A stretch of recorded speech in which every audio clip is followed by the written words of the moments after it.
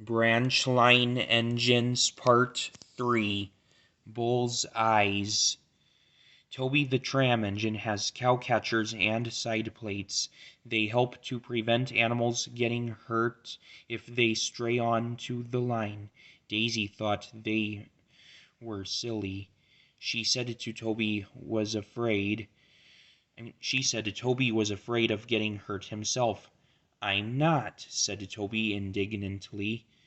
"You are. I've not got stupid cowcatchers, but I'm not frightened. I'd just toot and they'd all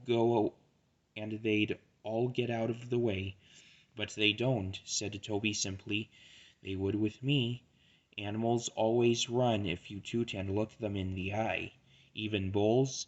"Even bulls," said Daisy confidently. Daisy had never met a bull, but she purred away quite unconcerned. At the level crossing, cars waited behind gates to let her pass. She tooted at a farm crossing, and a horse and cart halted while she went by. Pooh, she said. "It's easy. I just toot and they all stand aside. Poor little Toby. I am sorry he's frightened."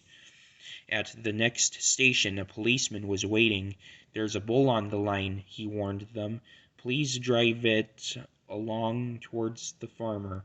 Daisy was excited. "Now," she thought, "I'll show Toby how to manage bulls." Champion wasn't really a fierce bull, but this morning he was cross. They had driven him away before he had finished breakfast, and tried to put him in a cattle float. They had pulled him and pushed him, prodded and slapped him, but he wouldn't go. He broke away and trotted down the road. He saw a fence, jumped it, and slithered down a slope. Champion was surprised. This was a new kind of field. It had a brown track at the bottom, but there was plenty of grass on each side, and he was still hungry. "Oh," tooted Daisy. "Go on." Champion had his back to her. He was too busy to pay any attention. "Ooh," said Daisy again. Champion went on eating. "This is all wrong," thought Daisy. "How can I look him in the eye if he won't turn round?" Ooh. At last Champion turned and noticed Daisy. "Moo," he said, and came towards her, still chewing. He wondered what she was. Ooh," said Daisy feebly. "Why doesn't he run away?" The guard and the policeman tried to shoo Champion, but he wouldn't stay shooed. As soon as they turned away, he came back. He was a most inquisitive animal. "Go on, Daisy," said her driver. "He's harmless." "Yes," said Daisy unhappily. You know he's harmless, and I know he's harmless, but does he know? Besides, look at his horns. If I bumped into him, he might hurt them. The farmer wouldn't like that." Champion came close and sniffed at Daisy. "Oof," she said, backing hastily.